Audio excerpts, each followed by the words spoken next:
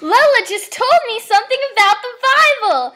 Have you ever heard of zealous monk theory? The zealous monk theory is a theory that...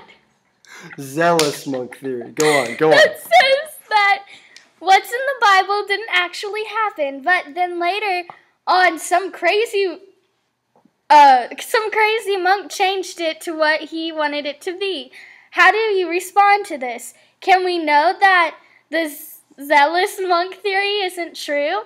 I'll tell you how, because Lola just told me how. For a crazy monk to have changed the Bible to what he wanted it to be, he would have to collect all 6,000 New Testament manuscripts and changed every single one of them. How many would he have to find and change? 6,000. That sounds pretty unlikely to me. Not only that, but he would also have to find every single written quote of the New Testament, which number in the thousands, and change those too. Like I said, not exactly a very logical theory. How many manuscripts would they have to find? 6,000. Gosh, Lola is a really smart dog. Gosh, Lola.